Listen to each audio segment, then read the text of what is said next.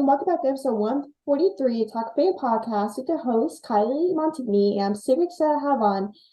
For today's episode, we have Grayson Gurnsey.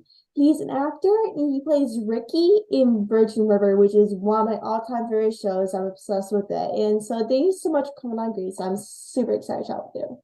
No, thank you so much. This is awesome. Thanks for having me on. Absolutely. So what inspired you to become an actor in the first place? Did you kind of like acting at a young age? Like, did you have any family? Well, actually, funny enough, my mom actually used to be an actor when she was younger, but I didn't know this when I started. I actually got inspired to be an actor from a Jackie Chan movie I saw ages ago that I can't remember the name of, but I saw that movie when I was 4 and basically pestered my parents until I was 8 years old, and that's when the journey started. So. Like, what was like your first like role? Like, did you start out in theater? Or did you like basically just move into acting, like movies and stuff? I did a little bit of theater when I was younger. I mostly just did movies. I think the first thing I ever booked was a short film called Bad Dad, where it was just a dad who wasn't very good, and it was kind of like a comedy. But the first real project I like worked on that was like a professional project, I got flown over to Africa, like in Kenya, Nairobi, so I could be in like West Africa's first medical drama, which it sounds odd, but that was like the first project I ever like booked. So Like, yeah, are you originally from Canada, right? Are you born in yeah, Canada? yeah. Like, Mhm. do you still live there now, or did you kind of like move somewhere else? Oh, I'm still in Vancouver right now.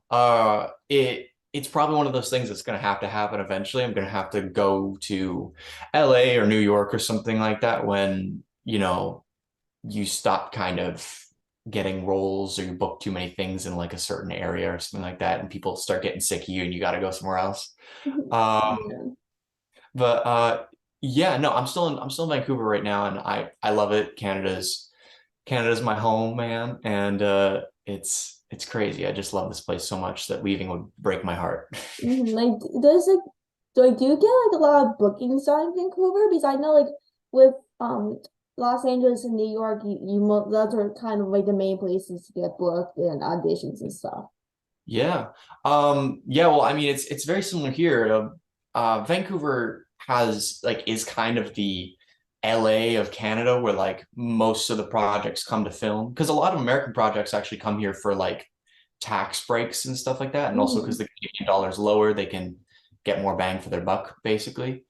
So yeah, like so many projects like Virgin River films here and so many other shows. There's a show that's called Night Agent that just released on Netflix that filmed here too, like all in Vancouver. So yeah, and then there's also Toronto, which is a huge space for theater and TV shows and stuff like that. So it's pretty booming here, but not like it would be in America. Don't get me wrong, but yeah, it's a good space for a lot of work. And like as like of acting in Virgin River in Canada, like would you guys film Virgin River in Vancouver, right?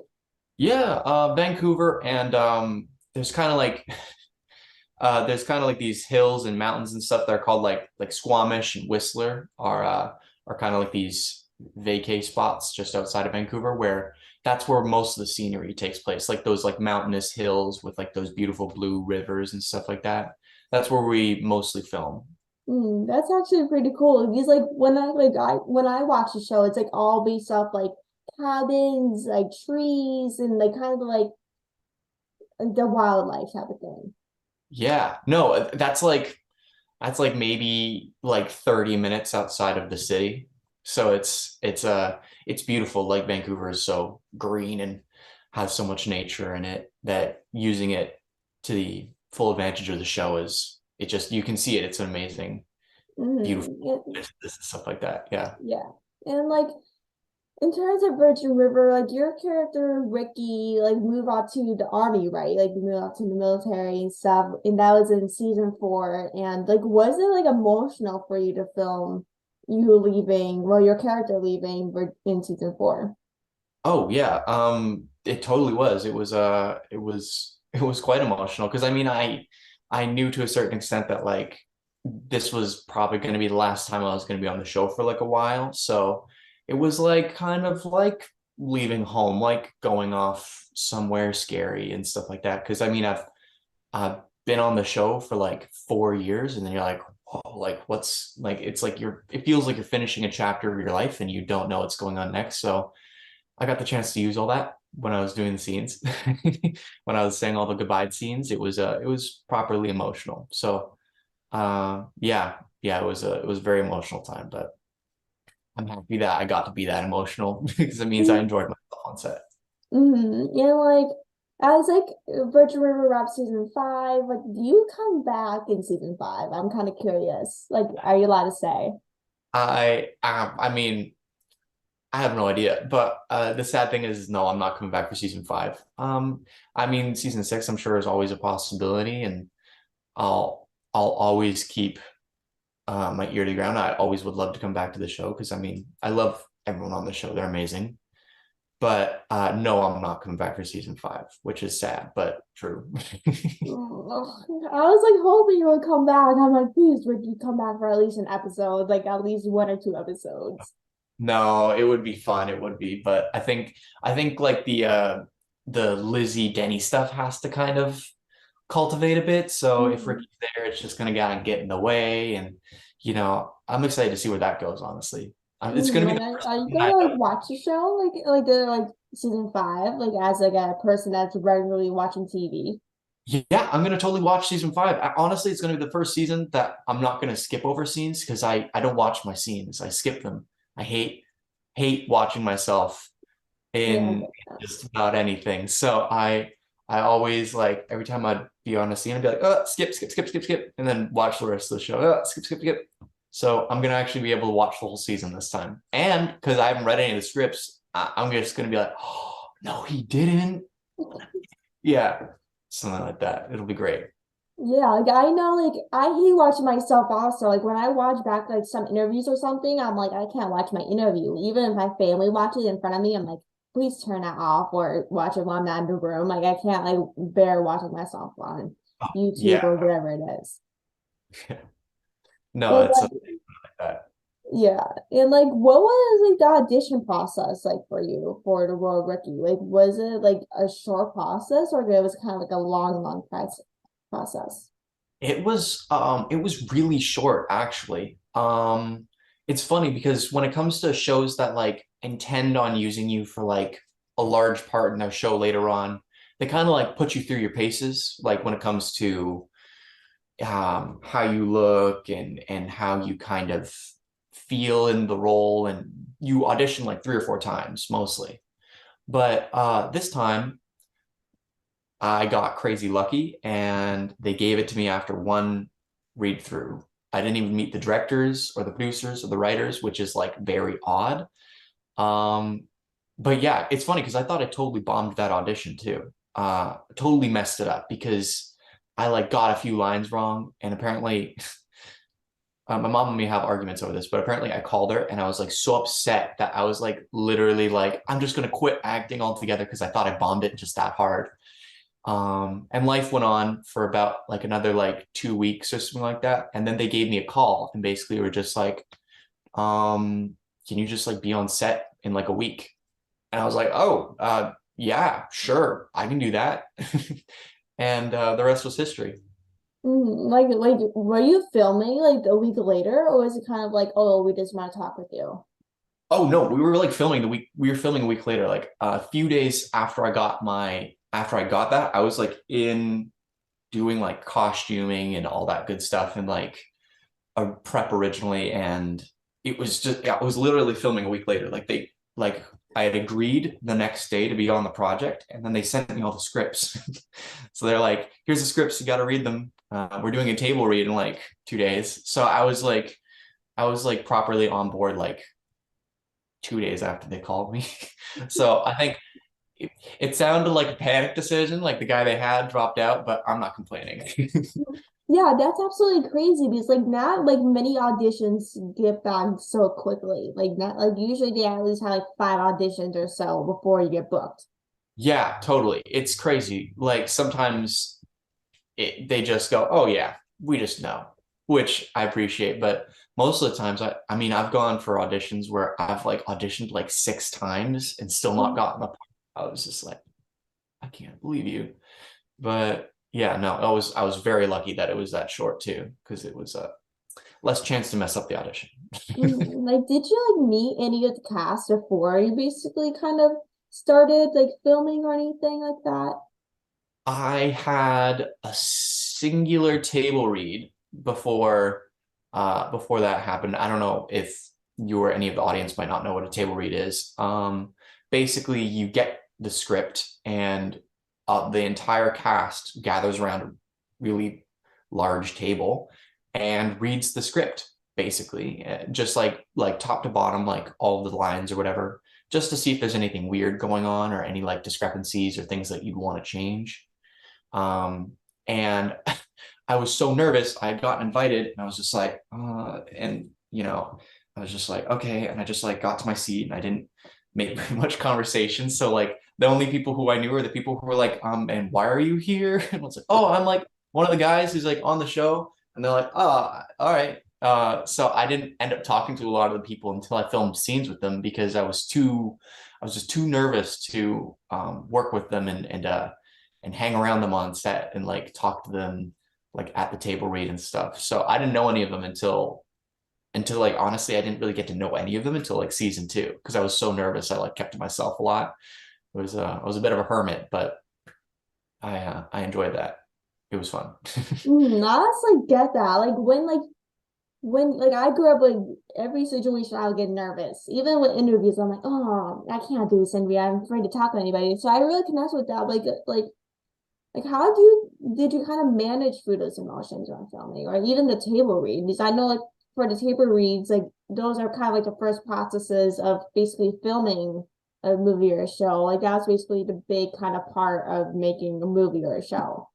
Yeah, no, I had a really hard time. I mean, for like the first like 2 seasons, I was like in full like imposter syndrome like mode where like I would be on set and sometimes I would like get super nervous because it's like I had this whole scene that like hinged on like a line or something like that, and I was like, don't mess this line up, and it was just a it was a crazy experience just getting used to being on set and being like the guy that people have to like you have to show up or you could ruin a day's filming, and getting used to that pressure was hard and you kind of never get used to it to a certain extent. At least I don't. Maybe the pros do, but I'm not that. But yeah, like getting to that point where you start to get comfortable on set is like so difficult for me, especially the first there's this one funny thing that always happens to me. The first take of the first scene on the first day, I'm like literally sweating. Like I'm like my heart's going, like I have so much adrenaline that like you get a little dizzy, Mhm. and after you film that first take, you like it releases a little bit because you didn't mess it up. But yeah, it I honestly don't know how I managed to live through those 4 seasons sometimes because it's stressful being on those sets, but it's also a lot of fun. So I honestly don't even know how to answer your question well. Yeah, I don't even know, honestly. I don't know. yeah, I get that. It's totally understandable. Like in some situations, like you don't know how to get over it. Like for me, like in like a crowded places, I don't know how to handle myself. Like it's just heart beating. Like even if like you're doing like you're dealt with that a million times, you still never get over it. Yeah, I mean, last year's Halloween, I mean, I went to a party and I literally was like, there's too many people here, and I left. So, still working on it. I'm on the same boat as you are. I got no way of saying that I'm over that. Mhm. Yeah. Yeah. Do you feel like you're like similar to Ricky in any way? Oh yeah, I mean, for sure. Funny enough, actually, before I like really got into acting, I actually was going to join the military. It was like a whole thing, and my parents hated it. But yeah, I think I'm like similar, and we're both pretty dorky and a bit weird, and we get tongue-tied very easily. So I think we're very similar in those ways. And like, what would you say like, you and Izzy's relationship would be if you didn't leave in season four to join the military? Like, what do you think, like, in your prediction, would your relationship be? Like, do you think she would be off with the other guy, or do you think she would, like, kind of like dump him and go back to you? I actually, yeah, I had a lot of time to think about this after wrapping season four, and uh, I personally thought it was going to be like this thing where maybe like, you know, Denny would be like a little bit more like he'd start kind of becoming reserved or anything because of his like illness. And she kind of start to hang around with Ricky more. They'd be like friends, but then like slowly, they're probably like, if I was writing it, there'd probably be like a slow spark that would like come over time. But who knows? Maybe that's season six material. Mm. You may never know. It might be season You six. never know. You Okay, never you know. never Never say know. never. Like, do Yeah. you know if they got renewed for season six, or you have to wait until like season five to kind of see how things go? I mean, generally, the way they always played it was that they'd film the season and then they kind of said like, "Oh, we'll see." I mean, it was kind of always a guarantee because Virgin River was like a good hit, Mm-hmm. so they'll just honestly sometimes the writers start like making the next season before they even finish the last, like start like writing the beginnings of like the plot and stuff like that for the next season. So I wouldn't be surprised if they already got stuff in the works for season six, but no promises. You didn't hear it from me. Yeah, I know. Like even like with Virgin River, like once every season comes out, like it's always in like the top 10 on Netflix. It's always like a huge hit. Like that's how like I found out about Virgin River. Like I first watched it last year, and like it was such a big hit. Like, it was all over social media. It was all over the internet, like becoming a huge hit. Yeah, no, it was crazy. I was actually really surprised because I remember the first season like didn't top the charts or anything. And then season two came around and it was like all of a sudden it was like this big hit and like everyone was talking about it and I was surprised because I just thought it was kind of like one of those shows that kind of flies under the radar and like has fans but like not a ton. And then I was like, oh, this is like a real global hit, even like in Brazil and stuff like that. It's crazy. It like tops the charts for like a month. So Mhm. yeah, I was really surprised by that. Yeah, like I like Virgin River, the main characters and stuff. You get to work with Martin Henderson, Yeah. Alexandra too, which are one of the main characters, mostly the main character in the show. And what can I say about both of them? They're both of them are amazing. Like I watched Martin for years. Like he's an amazing person. He's hilarious. I'm like such a huge fan of him. Like what was it like working with both of them? Honestly, for the first like long time, it was very intimidating because they're very, very good actors. They just like strut on the set and they just perform in a way that like you're just like not capable of. And you're just Yeah. like, how do you even do that? I don't know how. Yeah, but they're like amazing, really, really smart like actors. And when they talk about a scene, they make it sound like when they're discussing their feelings with a director or something like that, they are just amazing at explaining all their thoughts and opinions on a script and what they'd want to change and what they want to keep the same. And I'm just like, I'm so lost because they're so on it. And I'm just like not remotely as far as they are. But yeah, it was amazing. I learned a lot, honestly, when because I had the chance to kind of they'd take me under their wing a few times and they'd kind of like tell me things like, oh, hey, always remember when like they give me like small little pieces of advice when it comes to like blocking or stuff like that that I use every time I'm on set, which is pretty awesome. So yeah. That's amazing. Like, did you like watch any of their movies or anything before like you met them, or like did you know who they were? Honestly, I it was one of those funny things where like I only realized after I looked them up after a few days because I was like, oh, like these are probably famous people, but like I don't know anything they worked on. But like I had watched a lot of stuff. Like Alexandra was on like a whole season of The Walking Dead, and I remember being Mhm. like, oh yeah, I remember like not remembering that I watched her, and then I was like, oh cool, I'm working with someone who's on The Walking Dead, man, that's sick. And then I was like, oh my God. And like Martin was in The Ring, like one Mhm. of like the biggest films ever. And Yeah, I totally forgot that both of them were on that, and I was like, whoa, these dudes do like some cool stuff. And I only realized that a few days after, which is good because if I dorked out or geeked out or whatever, they'd probably be like, oh, just like another fan or something like that, right? So I Mhm. was like, Yeah, like, I feel like if that were me, that like I knew who Alexandra Martin was. Like, of course, I'm the biggest Grey's Anatomy fan, and Martin was on a couple of seasons of Grey's Anatomy. And he's, what can I say about Martin? He's amazing. I remember, yeah, I've been dying to meet Martin. Not gonna lie, it's like he's such an amazing human being. Like, I often see reels pop up of like the cast like dancing and do all these things, like dancing and doing random stuff on the set. yeah. Oh yeah, they do that all the time. There's like dance Fridays or something like that, where basically at some random point in time, there's like the speaker that one of the crew has, and they'll just play a song. And well, no matter what's going on set, you just kind of gotta drop everything and just dance. Uh, so yeah, I think that's on Fridays. Yeah, it's on Fridays because it's the weekend and you're partying because it's like the last shot of the day. And it's like, yeah, it's the last shot. It's like we got 2 days and then we're back on. So yeah, they would do that. They would have a little like dance party right before they do the last shot every day or Oh, after the last shot. oh So my it's God, cute. that's insane. I never knew that. Like I oftentimes see the videos, but I never knew you guys had a dance Friday. That's actually amazing. Yeah, basically, yeah, like the last shot or right after you wrap the day, they like have a little like they do a little bit of a celebratory dance. So it's cute. Like, do you like stay in contact with any of the cast? Like since like you kind of left, like the character left.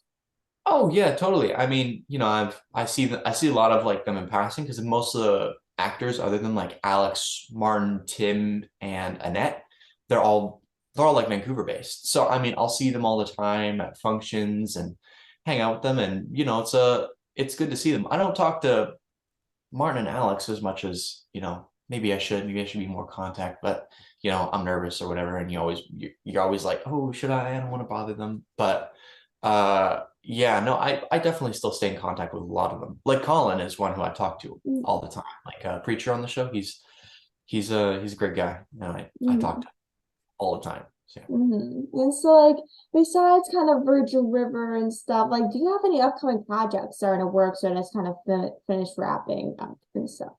I don't have anything that have the wrapped up, but there's a few projects that are kind of like kicking off, and I'm excited to see where they go. And you also never want to talk about it because you don't want to like jinx it. Mm-hmm.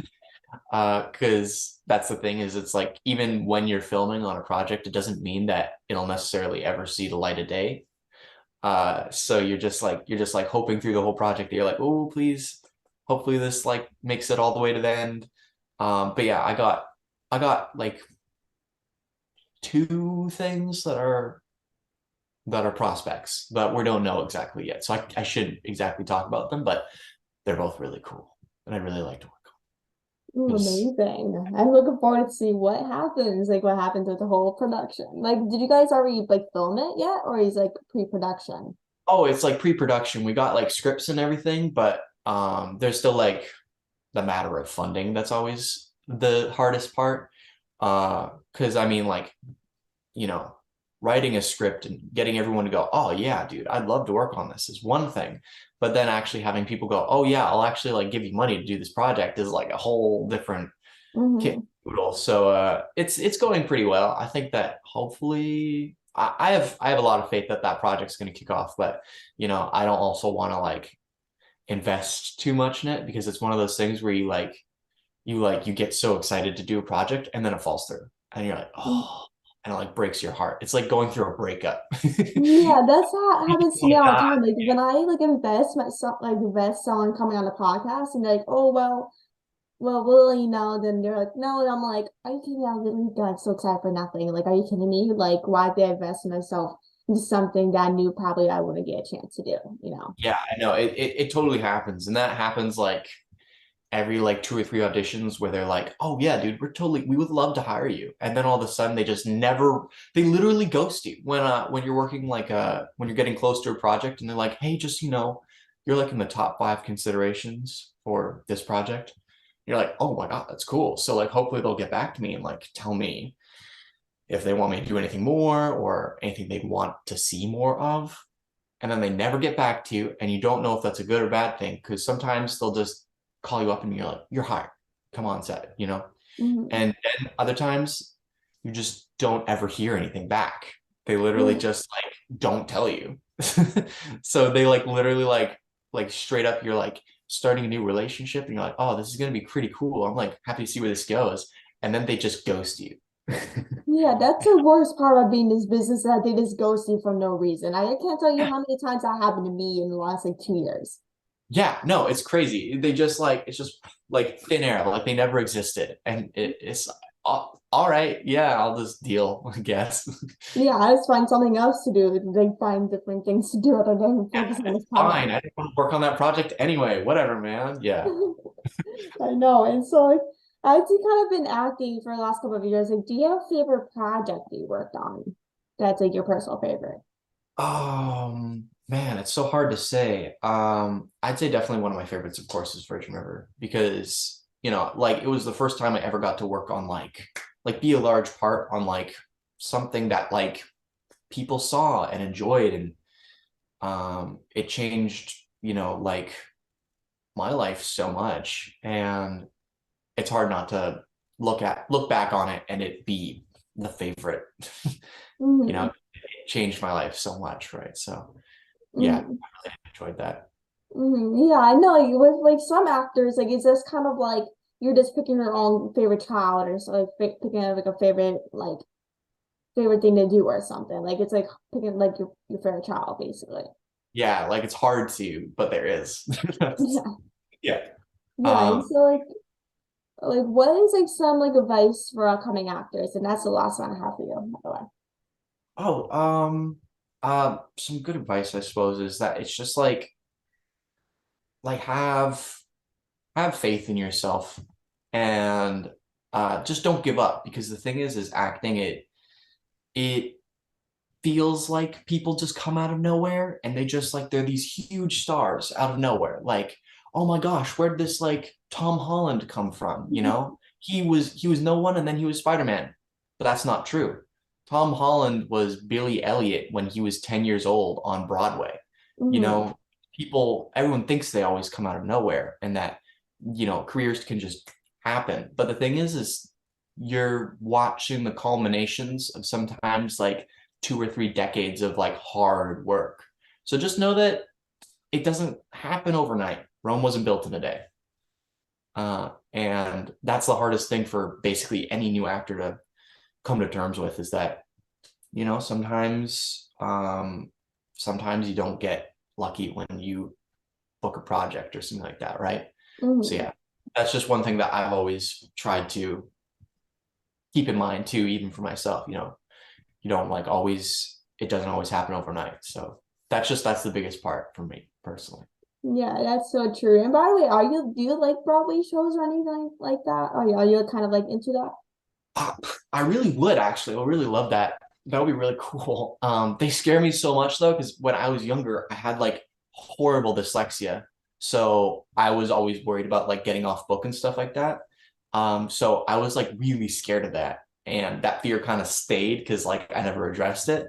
So I was like one of these days I gotta like just like do a play or something like that for like 6 months and just get over myself and get over this fear and act or something like that. So yeah, I would really enjoy that. Yeah. Mm-hmm. Like I think personally, like doing a theater or something, or like even a Broadway show would be a good fit for you. I can see it. Like I really can. Thanks. Yeah, I would totally enjoy myself. I love that stuff. Like I'm such a big Broadway and theater like geek. I love Broadway, anything Broadway, or even entertainment. I love any Broadway things. What's your favorite play or what's your favorite musical? I love like in terms of Broadway, I love the Music Man, like Hugh Jackman, Son Foster. I've seen that a million times. Of course it's my favorite. But in terms of musical, on like television, some is The Greatest Showman for sure, no doubt. Oh, yeah, that's a good one. I really Like love that. Yeah, that's a good one. what is yours? Like what's like your kind of favorite musical or anything? Oh man. Well, I was like for a while, I was like a straight up like Dear Evan Hansen stan, dude. I Oh, was that's a good one. everything to do with it. I was like consuming all of that media. And then like I kind of moved to like Les Miserables eventually for like the Oh. music side of it. And I was like, I don't know where this went, but yeah, Dear Evan Hansen was like what started me on like the whole like consuming just all this like musical stuff. So that was my favorite for like years. Like, have you seen like La La Land? Oh yeah, I love La La Land. I remember seeing that in the theaters, man. That was so good. Hmm. Yeah, I really enjoyed that. Yeah, Mhm. like I never seen La La Land until a couple of days ago. I only watched it, got into a couple of minutes of it, which is actually insane. I never watched it before since I'm always into musicals. I'm like, once I saw it on Netflix, I'm like, oh, I gotta watch this now. Like, because I Yeah, love anything that involves Netflix. yeah, So it's dude. like, City of oh, I might as Stars. well watch it right now since it's on Netflix. Yeah, City of Stars is iconic, man. I love Mm. that. Yeah. But yeah, that's a good one. I gotta watch that again. It's been a minute. Yeah. Yeah, so I just wanted to thank you so much for coming on the podcast. I really appreciate it. Keep up the good work. I'm such a big fan. And like I can't wait to see all that you do. And I really appreciate you taking the time to come on. I Yeah, had no, so thank you much so fun much. talking to you. I had a lot of fun talking to you too. Thank you. Of course. Thank you so much. I'll definitely talk to you soon. Thanks so Okay. much, Grayson. All right. Bye.